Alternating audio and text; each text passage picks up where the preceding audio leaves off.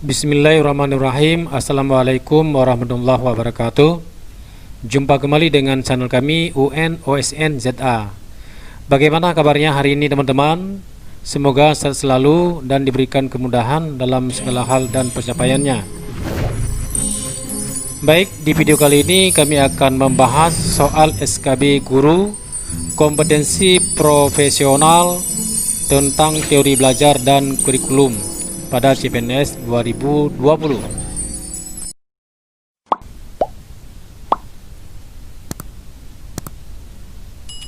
Oke, langsung saja ke soal yang pertama.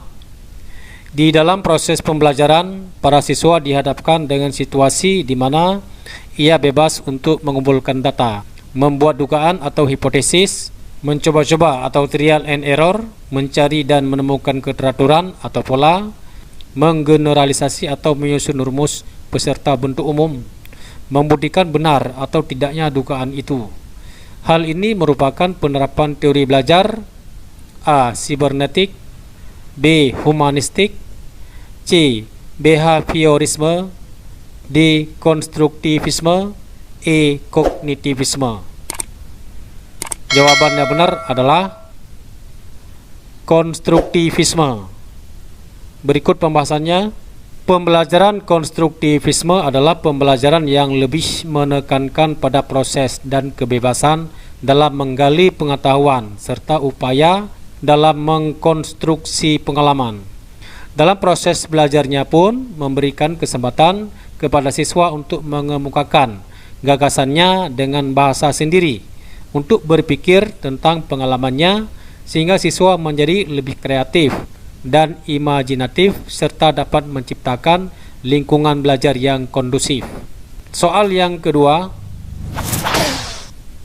Bu Gita dalam pembelajaran selalu memperhatikan perkembangan dan proses belajar siswa-siswinya bukan hasil semata, sehingga pembelajaran yang dilakukan menjadi bermakna dan mudah dicerna.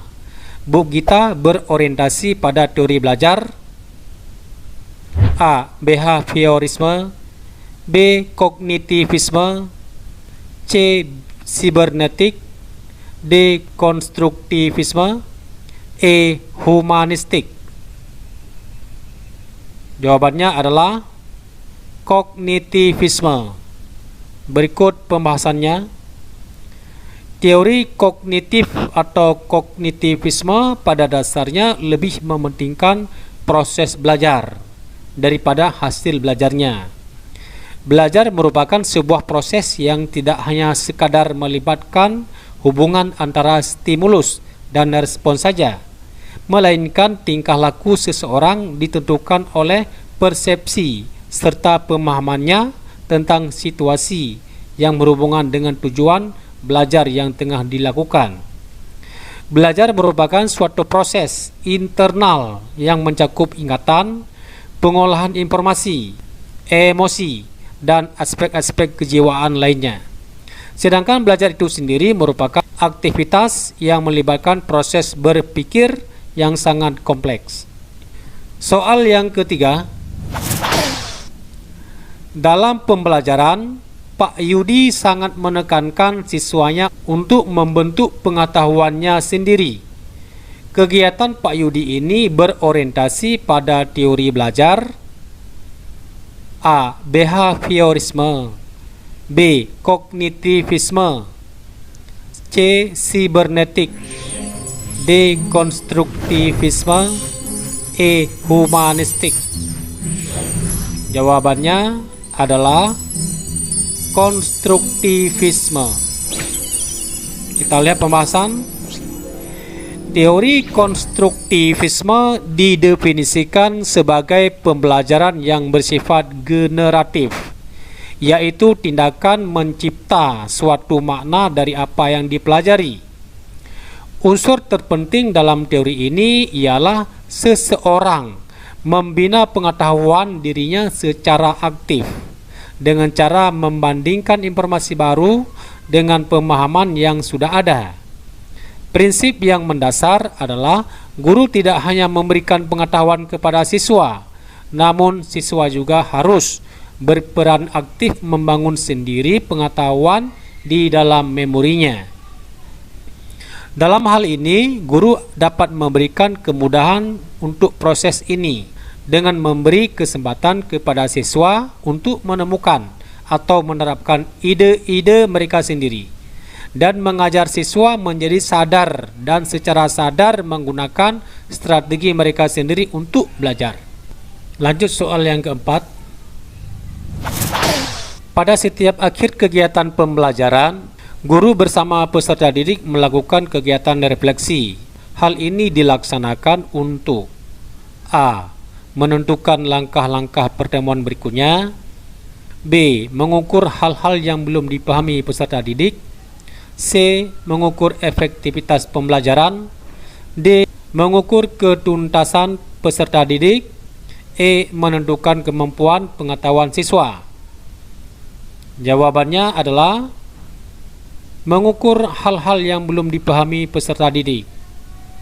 Berikut pembahasan tujuan refleksi dalam pembelajaran.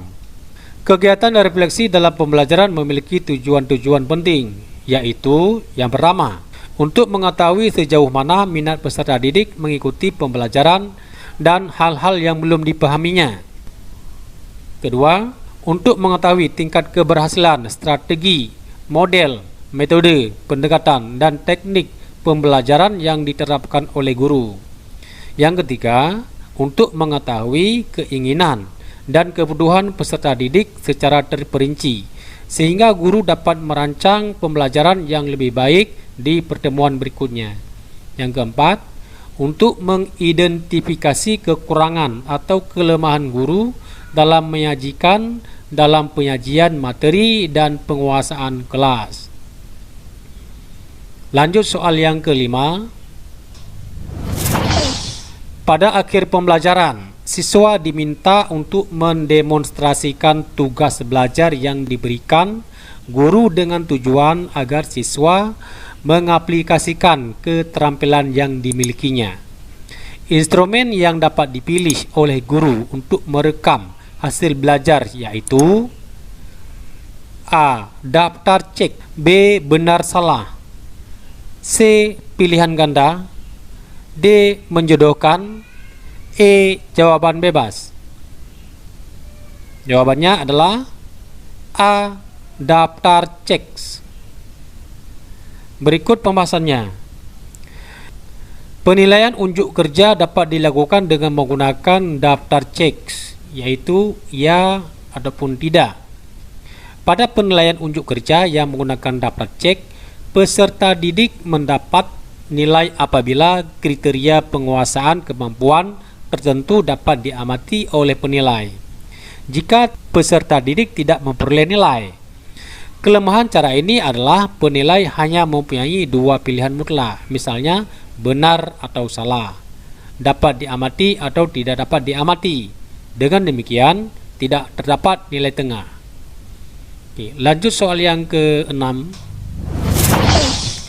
Pada jenjang ini menekankan pada kemampuan dalam mengingat kembali materi yang telah dipelajari, seperti pengetahuan tentang istilah, fakta khusus, konvensi, kecenderungan dan urutan, klasifikasi dan kategori, kriteria serta metodologi, merupakan tingkat A. C1, B. C2, C. C3, D. C4, E. C5.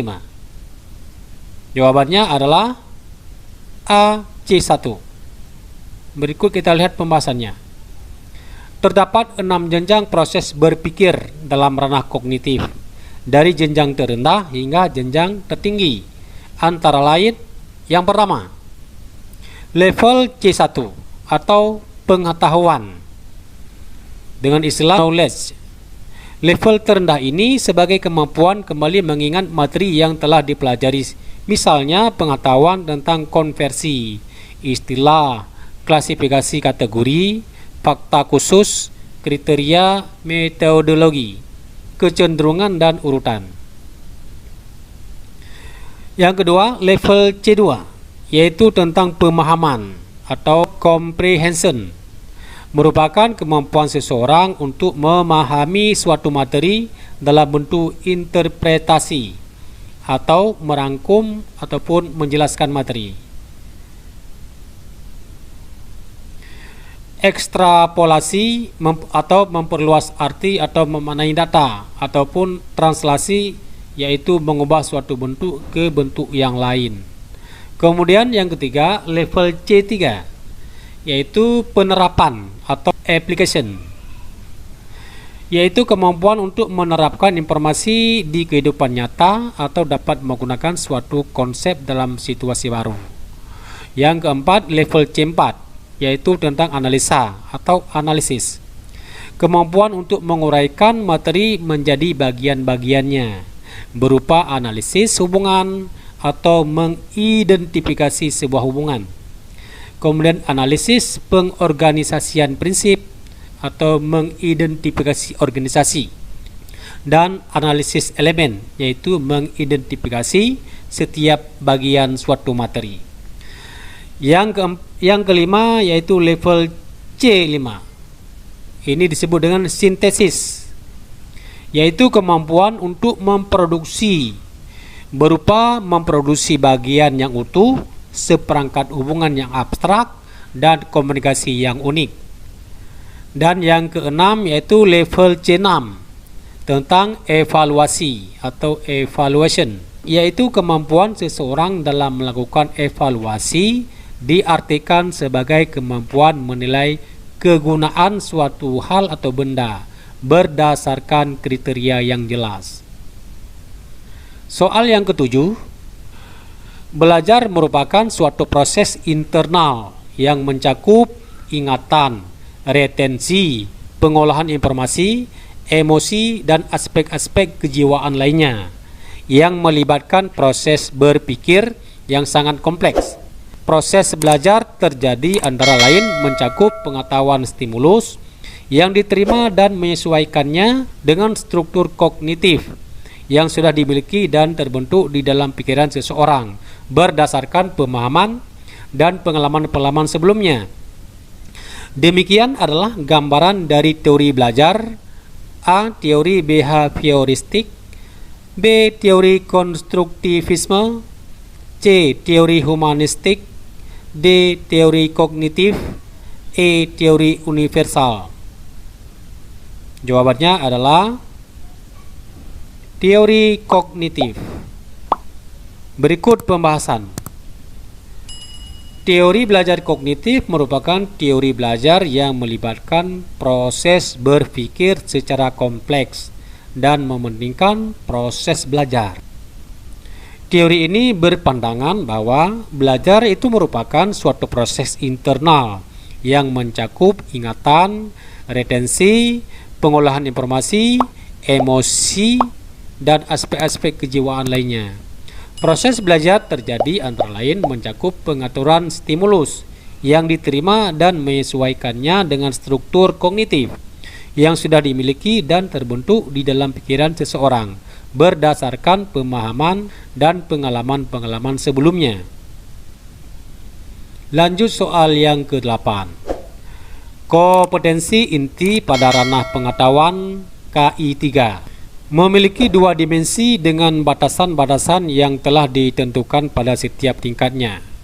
Dimensi pertama adalah dimensi perkembangan kognitif atau cognitive process dimension peserta didik, yakni perkembangan kognitif pada tingkat low order thinking skill atau LOTS dan tingkat high order thinking skill atau HOTS. Sedangkan dimensi kedua adalah dimensi pengetahuan atau knowledge dimension. Dimensi pengetahuan ini berbicara bentuk dari pengetahuan itu sendiri yang meliputi A. Faktual, konseptual, prosedural, dan keterampilan. B. Konseptual, faktual, pemahaman, dan metakognitif. C. Konseptual, faktual, metakognitif, dan emosional.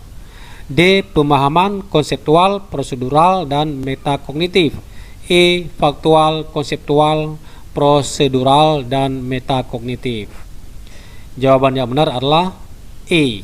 Faktual, konseptual, prosedural, dan metakognitif. Kita lihat pembahasan.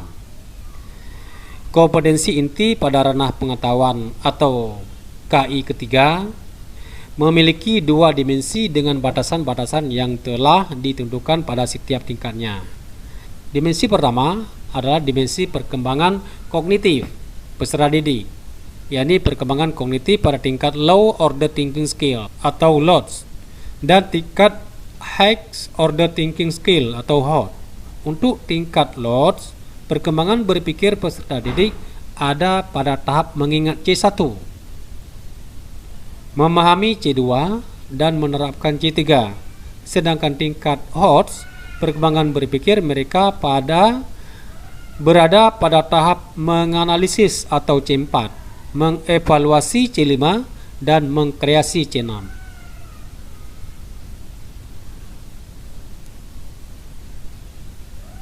Dimensi kedua adalah dimensi pengetahuan atau knowledge dimension, di mana pengetahuan ini berbicara bentuk dari pengetahuan itu sendiri, yakni meliputi faktual, konseptual, prosedural, dan metakognitif. Kemudian pengetahuan faktual, yakni pengetahuan terminologi atau pengetahuan detail yang spesifik dan elemen. Contoh faktual bisa merupakan kejadian atau peristiwa yang dapat dilihat, didengar, dibaca, atau diraba.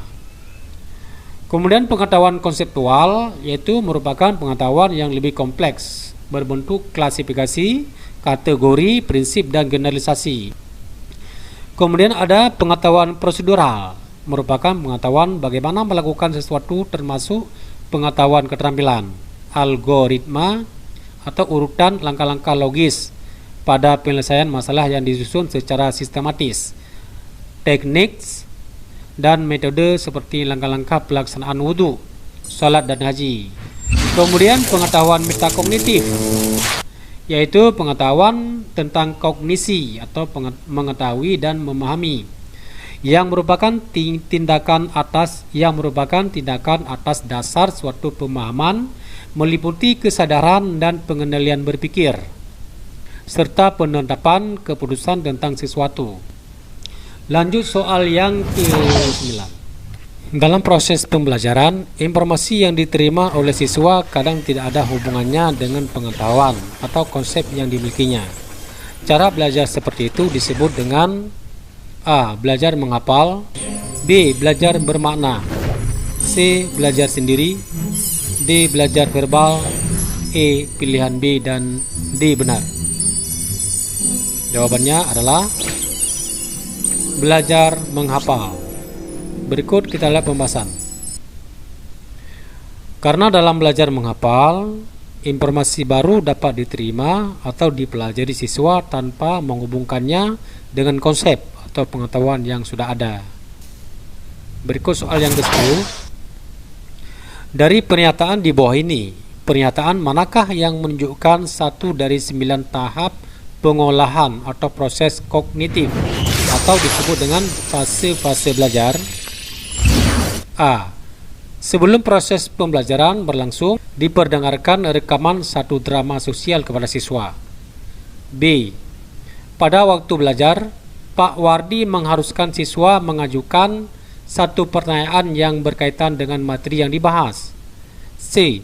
Pak Anto mengutamakan kualitas, penetapan, dan kegunaan belajar dalam proses pembelajaran. D. Bu Siska mengharapkan adanya perubahan tingkah laku yang berlainan dari siswanya setelah proses pembelajaran berakhir. E. Pak Dodo meminta siswa mengumpulkan tugas rumah yang diberikan sebelumnya. Jawaban yang benar adalah A. Sebelum proses pembelajaran berlangsung, diperdengarkan rekaman satu drama sosial kepada siswa. Berikut pembahasan. Karena langkah ini adalah salah satu langkah untuk menarik perhatian siswa pada awal kegiatan pembelajaran. Soal yang ke-11. Salah satu faktor yang mempengaruhi perkembangan intelektual adalah equilibrium. Yang dimaksud dengan equilibrium adalah A. Lingkungan fisik, B. Proses kematangan pribadi, C. Proses pengaturan diri, D. Proses pengendalian diri, E. Pengaruh sosial. Jawabannya adalah proses pengaturan diri. Pembahasan.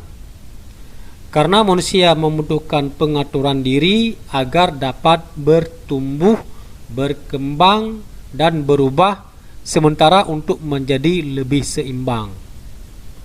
Berikut soal yang ke-12.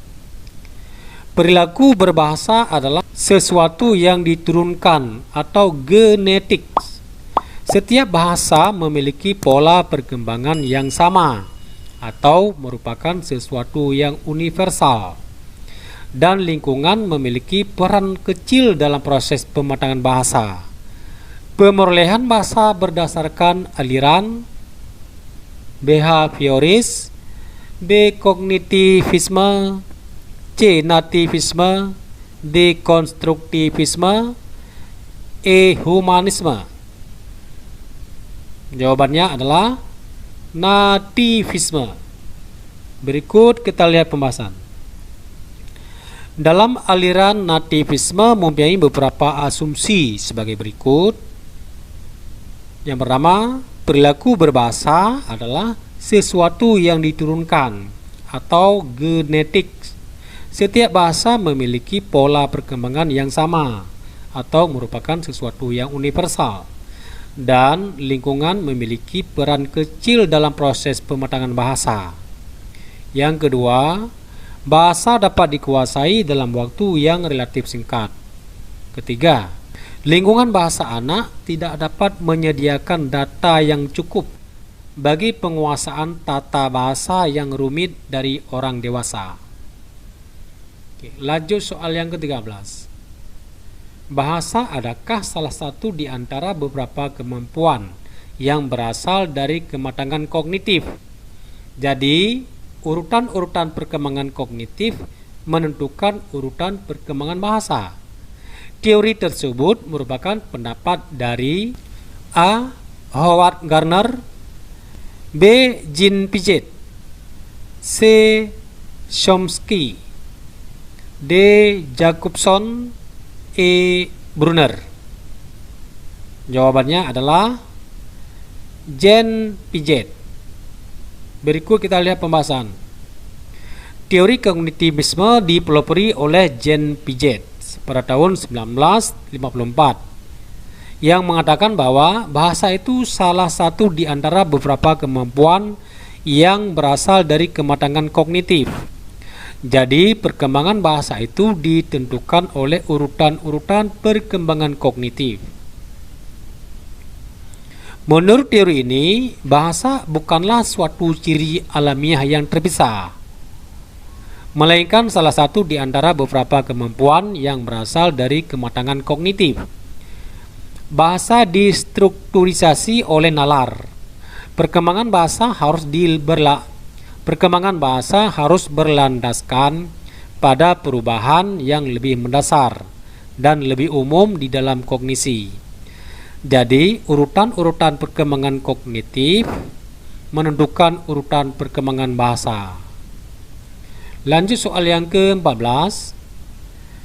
Siswa belum dapat berhitung perkalian, walaupun ia sudah berusaha giat dan gurunya sudah mengajarkan dengan tekun. Namun, jika anak tersebut belum dapat mempraktekkan perhitungan perkalian, maka ia belum dianggap belajar. Merupakan contoh implikasi dari teori A. Kognitivisme, B. Konstruktivisme, C. Humanistik, D. Behavioristik, E. Koneksionisme. Jawabannya adalah D. Behavioristik. Pembahasan. Menurut teori behavioristik adalah perubahan tingkah laku sebagai akibat dari adanya interaksi antara stimulus dan respon. Dengan kata lain, belajar merupakan bentuk perubahan yang dialami siswa dalam hal kemampuannya untuk bertingkah laku dengan cara yang baru sebagai hasil interaksi stimulus dan respon. Dengan kata lain, belajar merupakan bentuk perubahan yang dialami siswa dalam hal kemampuannya untuk bertingkah laku dengan cara yang baru sebagai hasil interaksi stimulus dan respon. Seseorang dianggap telah belajar sesuatu jika ia dapat menunjukkan perubahan tingkah laku. Sebagai contoh, anak belum dapat berhitung perkalian. Walaupun ia sudah berusaha giat dan gurunya sudah mengajarkannya dengan tekun, namun jika anak tersebut belum dapat mempraktekkan perhitungan perkalian, maka ia belum dianggap belajar. Lanjut soal yang ke-15. Evaluasi ini dilakukan dalam suatu proses diskusi intensif dalam kelompok pengembang kurikulum atau tim pengarah dan tim teknis dan tim narasumber secara internal. Adalah jenis cakupan evaluasi implementasi. A. Evaluasi hasil implementasi. B. Evaluasi reflektif. C. Evaluasi implementasi. D. Evaluasi dokumen kurikulum. E. Evaluasi kegiatan penilaian. Jawaban yang benar adalah B. Evaluasi reflektif. Pembahasan.